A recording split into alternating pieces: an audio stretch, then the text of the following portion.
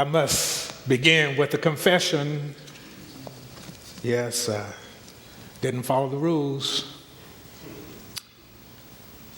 We surmise that the sources of our faith, I would take the one that said wisdom from the world's religions that inspire us in our ethical and spiritual life. And I did. But I wanted a little bit more, church, because I said, if you have wisdom, do you just sit there? Yes, your ethical and spiritual life is inspired to do what? So I had to go back to the other source. Words and deeds from prophetic women and men that challenge us to confront, hear me now, powers and structures of evil with justice, compassion, and transforming power of love. So I said, wisdom is going to do that. So then I began to look in those places of our world's religions for examples of people who have used that wisdom in order to meet that challenge of powers and structures of evil. And I came up with Hadj Malik El Shabazz, also known as Malcolm X. Malcolm X was a Muslim, an Orthodox Muslim at the end of his life, a black Muslim during years of struggle that ended in him making a change. Now that led to the other part of this construct of wisdom and prophetic words and deeds, because some folks said Malcolm really didn't change. He just reinvented himself. Now, church, when we use the word reinvent, that suggests that it's simply reordering. Well, instead of doing 5-4-6, I'll do 6-5-4. But reinvention is just not the word to use when we talk about why Malcolm went from a separatist saying, I don't want to be with you white devils. I see that you were created to be just as evil and devilish as you are. There is no hope for you. From that position to one that said, I want to stand with anyone, black, brown, red, or whoever, who believes in human rights, who will work toward that struggle. There's a difference. It's not reinvention, it's a whole transformation. Church, don't you know that there's only one power that can do that kind of transforming? And so I said, I want to do this. I'm just going to break the rules and tell you how I believe it's supposed to be. So on this day, in this place, we're going to look at the life and struggle of Malcolm. Of course, some of you all are so young that all you know about Malcolm X is that he was on a postage stamp. He really was. I'm wearing the cufflinks. He was on a postage stamp. And you say, okay, yeah, that's Malcolm X. Nice picture. But you don't really know what Malcolm did and how he did it. So let's begin with the first thing, the parents. Malcolm's father, Earl Little, came out of the South with a burden. He tried to be all he could be in a place that did not want him to even breathe, let alone try to be all he could be. He was married and he had a family. That family went to Philadelphia, but he finally had to leave his family behind. And Earl began to follow the teachings of Marcus Mosiah Garvey with the Universal Negro Improvement Association. Marcus Garvey said, black men, black women, leave this place. Go to Africa. That's where our home is, not here. So Marcus Garvey had a leave the United States kind of mentality, but he also had an industrial mentality that said, you must believe in who you are. You are kings and queens. You have what folks don't have. And that's the whole struggle. You need to be more than just a yes person. So Marcus Garvey also preached self-respect. And he said industry and building up businesses will get us over there to Africa. So Earl Little went to Marcus Garvey's teachings, his places where Marcus Garvey's ideals were taught. Earl Little was a Baptist minister, but he also knew that he could not just continue to be the same old, same old. He needed more. So at one of these meetings, he saw a woman there who fetched his attention. And he began to court that woman, and they eventually were married. That woman and Earl left Philadelphia where they met, and they were sent out because of Marcus Garvey's group that wanted to expand the ministry. They were sent out, way out to Omaha, Nebraska, where there were very, very few African Americans, but they were sent out there anyway.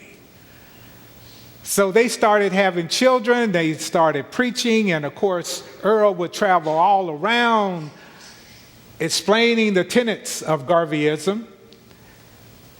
And babies were born, so many babies, they were moving around. They were sent to different places to spread the word, and they wound up in Lansing, Michigan. But not before their house was threatened by KKK members. Earl was not there, and it was a threat to burn down their home. But they simply smashed the windows and left. So they were moving around, and the KKK was always around wherever they were going. They wound up in Lansing, and of course there were more children and more children. Finally, there were 8. One of those children was Malcolm Little. He was toward the end of the 8. All right, so he had a little prestige over the younger ones, but he was still younger than the older ones. One of the tenets of the Garvey ideals was, of course, self-determination. So all those children had little garden plots within the garden where they were supposed to plant seeds and grow food to help out the family. And one of the brothers said that we would all go out there to work our garden plots except Malcolm. Malcolm would be laying over there with a straw in his mouth talking. He would be giving them encouragement and telling stories. And the thing about it, church, is that the brothers and sisters did not mind because Malcolm was entertaining. He knew how to talk, and he told great stories. And so they let him stay over there, and they didn't work his plot, but they let him stay over there and do what he had to do. Well, I'm giving you a little hint of how it was in that family. They were poor, but they were industrious. And the father was on the road always preaching. But you know, what he was preaching wasn't always falling on the ears of those who wanted to hear it. And so there was a plan, and that plan was executed to kill Malcolm's father. You know how one of those things just happened to happen? He fell in front of a streetcar. But everyone knew that where he was found was so far away from where he was supposed to have been that he had been put in a car and thrown in front of the streetcar. So he was killed. He was murdered. That was a horrible thing for the family of 8 to have to suffer. Now they had no money, no means of support. The father was gone, and not too much was suspected. But there was a family that really liked Malcolm, and they said, we'll take Malcolm and we'll ease your burden a little bit. So Malcolm would go by and see his siblings and mother on the weekends, but during the week, he went to another school where he excelled, a very smart young man. One day he told one of his teachers that he wanted to be a lawyer. And the teacher said, you know, you're just an N. You can't be a lawyer. Why don't you learn a trade, be a carpenter? Malcolm decided he didn't want to go to school anymore. If that's the way it was, he didn't want to go. So he didn't. He stopped going to school, and tragedy upon tragedy occurred in the family. The mother was committed to an asylum, and the children were dispersed, and they were taking care of each other, and Malcolm was loose. As a young boy, just going into his teen years, 16, 15, 16 years old, and Malcolm's out there on the street, learning how to be a hustler, learning the street ways. He knew back in the back of his head the right way, but he had to survive. So he did things in order to survive. So church, the bottom line to all this is that Malcolm got in trouble. He got in trouble, but he kept getting out because his siblings would help him, other people would help him, and he wouldn't serve time in jail. Malcolm later moved on to the East Coast, Washington, D.C. He got a job working on a train. He was the sandwich man. They called him Sandwich Red because he would have a way of selling the sandwiches and getting people all relaxed and laughing, and they would buy more sandwiches. So Malcolm made a little money that way, and he also saw the big cities. He saw Philadelphia and D.C. He learned something about all these other places. Malcolm was a student of people, and that was where he was learning it, in commerce and the ways of dealing with people in transactions. We see how Malcolm moved into another arena where he moved up into Boston. He started living up there. His sister, by his father's previous family, got in touch with him, and that was his base, but she didn't like what he was doing. He was still streetwise, and she was not. So he would touch bases with her, but Malcolm was still not tethered, church. He was still not anchored. And of course, his little petty crime turned into jail time this time. He was convicted and served 7 years in a Massachusetts prison for burglary. In that prison, Malcolm was not a nice man. They called him Satan. He was mean. That was his way of survival. He kept people off of him by just being mean. But his brother back in Michigan wrote him and let him know that he had found this new religion called the Nation of Islam and said, you ought to try it out. And he sent him some words and some pamphlets, and he gave him an address where he could write Chicago to get information. And Malcolm said, well, I'll see. What was more important to Malcolm, though, was he saw a man in prison who was respected, and he wasn't a mean man. He just carried himself well, and he was very well spoken, and people didn't mess with him. Malcolm talked to that man, and the man told Malcolm, you need to read. Go into the law library and read. So those two folks, his brother and this prisoner, got Malcolm into a place where he was reading, and he read everything. He read the dictionary from cover to cover. He memorized words. He went into the law library and read about law. He read philosophy. He read geography. He read everything he could get his whole hands on. For 7 years, he got better, church. And when he got out of prison, he said, I'm a member of the Nation of Islam. I am a black Muslim. He went to Chicago. Elijah Muhammad, who had been writing to him, called him up and made him stand up and says, this young man has faith. He has written me every day. Every day this man has written me. He will go places. And Malcolm was touched by that, and he began to go places. He was made a minister, and his ministry flourished. He was given more responsibility and more responsibility, and he became the national minister of the Nation of Islam. Now, church, that's the part that we hear about, and it scares us because so many people followed Malcolm.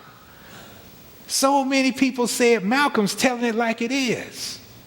Malcolm knows. Malcolm can speak truth, ballot or the bullet, by any means necessary. Lessons for the grassroots. He gave these speeches, and everyone just said he had a way of talking, and he had a way of persuading people. But that wasn't all he was, and he knew it.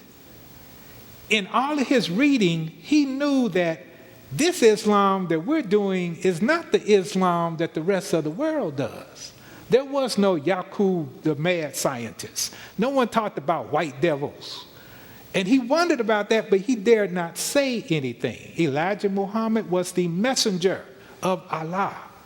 And because of that, he had total loyalty to Elijah Muhammad.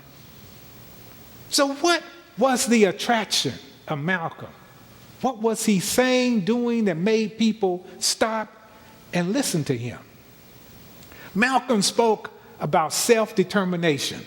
Black people, and I know you all are young, you all don't remember the bad old days. But I lived through the bad old days. And let me tell you about the bad old days. When black folk, let me tell you a story about me. I just had my hand up, church.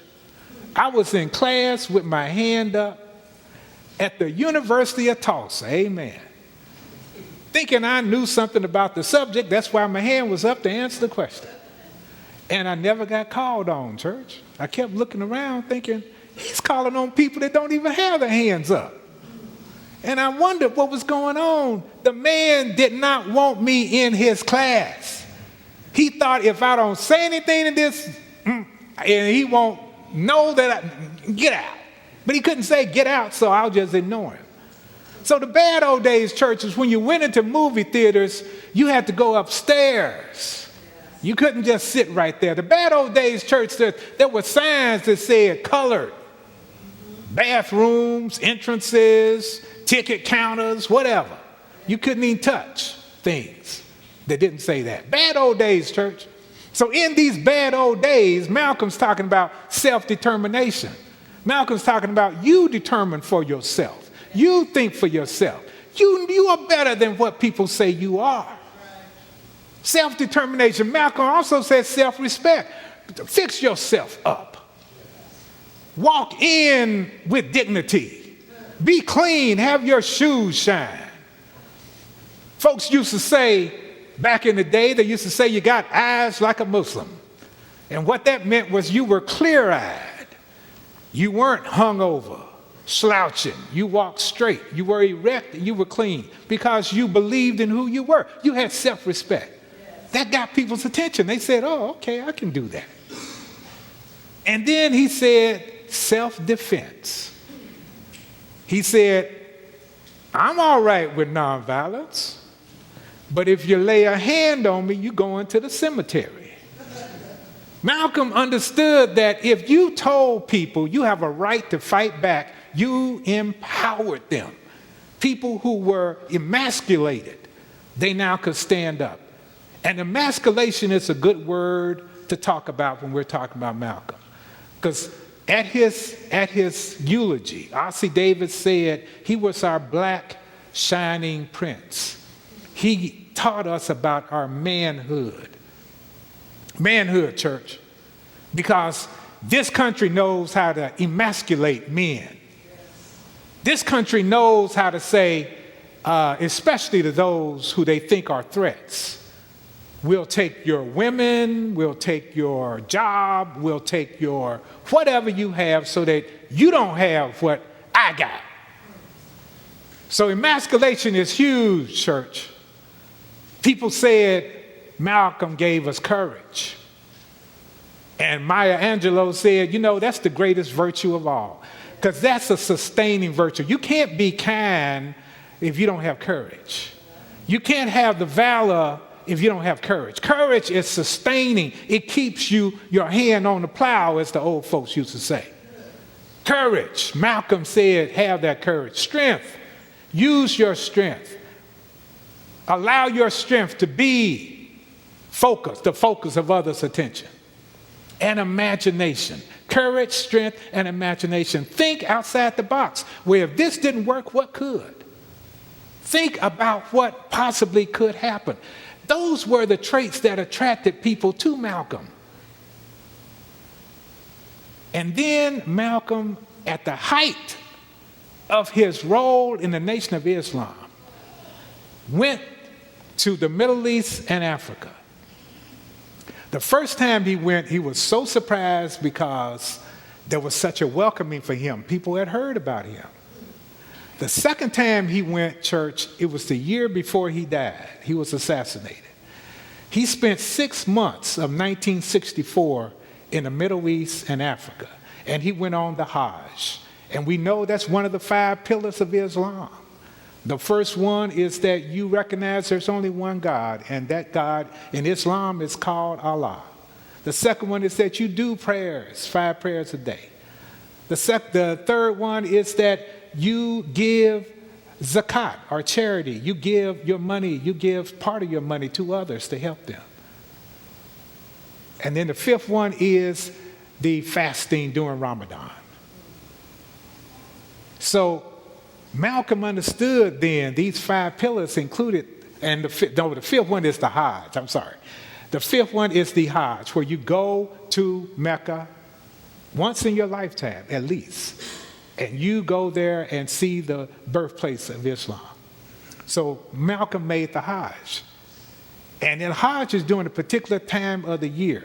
Some people can go to Mecca, but that's not the Hajj. They can say they've been there, but that's not the Hajj. He did the Hajj.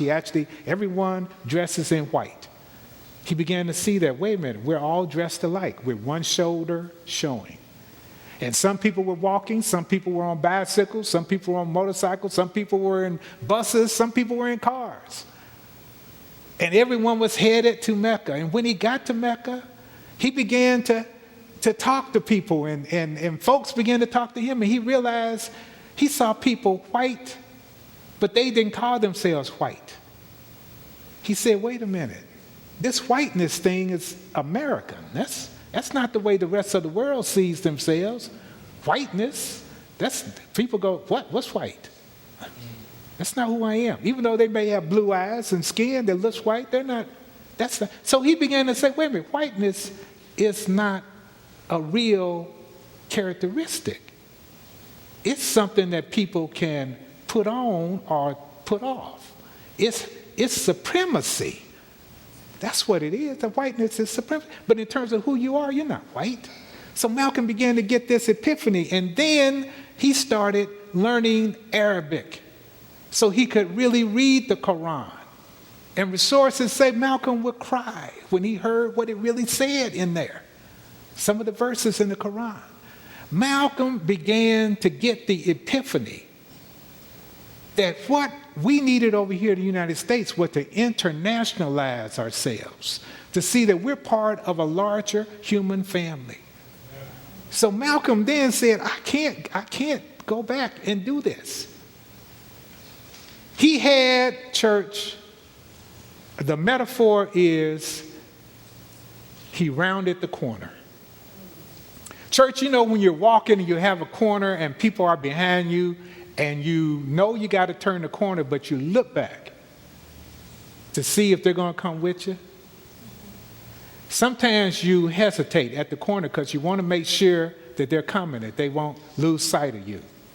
Malcolm was at that corner. He knew, he really, really knew he could not be the same person he was because something had transformed him. He spent 6 months. Not only in the Middle East, he went to Africa, he went to Ghana, Nigeria, Tanzania. He went to all these places, and people said to him, my brother, he realized that our little issues over here need to be put into a larger context. And he said, I can't do it. I can't do it. He's on the corner, y'all. He's looking back. And he said, I can't do it. I got to go around this corner. I don't know if you're going to follow me or not, but I know I got to go. So here we go, church. He comes back at the end of 1964, and he's saying what it is. Elijah Muhammad's own sons were saying the same thing. Daddy, we ain't doing Islam. This is not what Islam is. One of his sons actually was studying in Saudi Arabia, and he says, Daddy is not doing it. This is not Islam. And so he said it. And there were other things that he said that he found out about Elijah. He used to say, Elijah likes girls. That's because he had done some adultery, and children were people were impregnated, and children were born. So, church, Malcolm told the truth, knowing that this is it. The corner had been turned. He was now in another place. And he said, I have to do it. Why did he have to do it? Why did he have to do it? He could have gone along. He could have just been the same old person and faked it. But he couldn't, church, because he had, and you know what? This word that I'm about to tell you, it's an Arabic word. It's called taqwa. And those students of Islam who have understood the life of Muslim say what Malcolm had, Malcolm got taqwa. And what that means is God consciousness. God consciousness. You see, church, you become a threat to people when you start thinking universally. When you start talking about inclusion, church, you make people nervous. Because then your expectations start rising, church. Then you start saying, wait a minute, these things that we're doing, how do these fit in with the human family? How are these consequences going on in the human family? And so people then began to say, wait a minute, you need to be concerned about your little own piece of the pie, your little ghetto. Here, let me throw some money over there so you can play in your little ghetto and shut up. And Malcolm couldn't do it. Malcolm said, no, we are part of a human family. So he came back to this country. He said, I am no longer a member of the Nation of Islam. The Nation of Islam is not Islam. It cannot be with hate that they're spouting. Church, he went down to Selma. We talk about the Bloody Sunday in Selma. Well, that was in March. Malcolm was there in February. Dr. King was in jail. Coretta was at the church that Dr. King preached from, Brown's Chapel. And here comes Malcolm. Malcolm came in there and he preached. And he said, I don't have a quarrel anymore with what you're trying to do. Because what you're trying to do is human. You want human rights, not just civil, human rights. We are part of a human family. And he went to Coretta and told her, I'm on your side. FBI, CIA, duly noted. This man is dangerous. If he unites with King and all the other folks, oh my goodness, he's been saying the March on Washington was the farce on Washington. That was just a year earlier, 1963. But that was before he had the Hajj, before he got that taqwa, that God consciousness, before he said, I can't help it. I got to tell the truth. So church, What does that mean for us? Because we know what happened. We know what happened in 1965. We know what happened. In February 21st, 1965, Malcolm was assassinated. 50 years ago, he was assassinated. Assassinated by whom, you ask? Well, the people that were prosecuted, 2 of them didn't do it. They weren't even in the Audubon ballroom. You see, church, it gets dangerous when you start thinking large. But you can't help thinking large if you got God consciousness. And if you have God consciousness, then you say, let it be. Because I'm going to work for justice. That's the transforming power of love. You're saying that's why I'm out here, because I believe power can transform. Yes. And that's scary to some folks. But that's all right. That's not scary to those of us who said we've done it, we got it, can't help it. So we're on this place where Malcolm was assassinated by elements of the Nation of Islam, and here it is, FBI,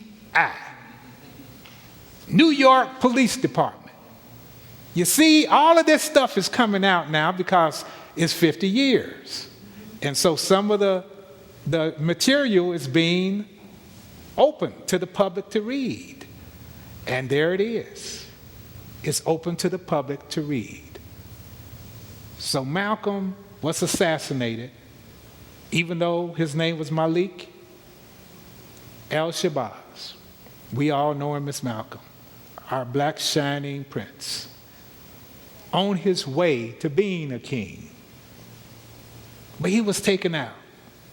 So what does that do for us? Do we get scared? Do we say, well, I'll just keep it to myself that I love everybody? No, that's not how it works, church. That's not how it works. You're going to go places where you're challenged. Why are you here? Why don't you go back to where you belong? Go back to what you're comfortable and what you know about. You just smile and say, can't help it. I'm a justice fighter. I'm here. Ain't leaving. I'm on it. Malcolm left us with that. Malcolm said, you have God consciousness. When you open yourself up to that spirit of life and love that we say so blithely, Lord, spirit of life and love gives you power, church. It makes you go places you didn't think you can go and say things you didn't think you could say. That spirit of life and love is animating. Some of you all may say, well, I haven't felt it yet. Yes, you have. That's why you're here. You felt it. It's not with you 24/7, you think, but yes, it is. See, the spirit of life and love doesn't always have to be singing in your head, clapping. Spirit of life and love can make you raise your hand even though no one's calling on you. Because you know what? You are a witness to the fact that no one's calling on you. That teacher now is on trial because people are looking at him and looking at you. And you keep your hands straight up, making him. Keep your eyes on him. That's it. We have, some people would say, a duty. But I don't call it a duty. I just say, God has ordained this thing. You can't kill this thing. God has ordained this. God wants us to be the best we can be with each other, not apart, with.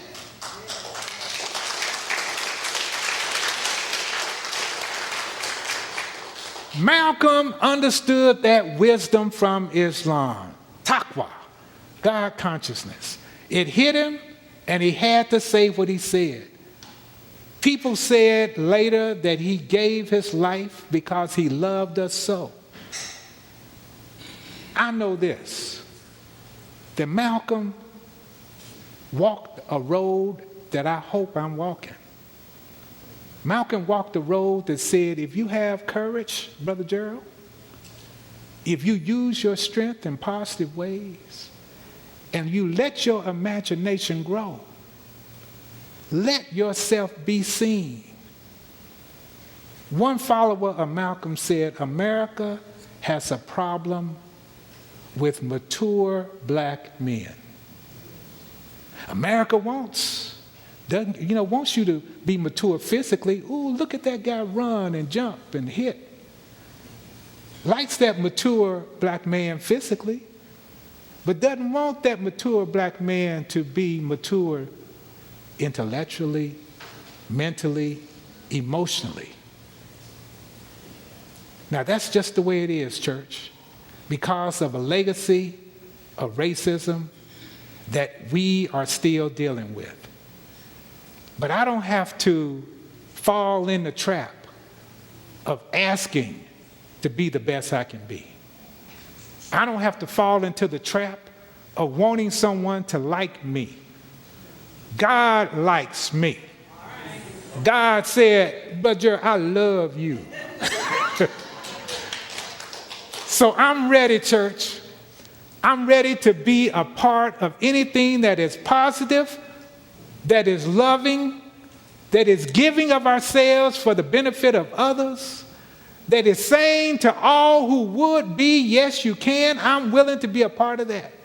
And I believe with all of my heart that you do too. Amen.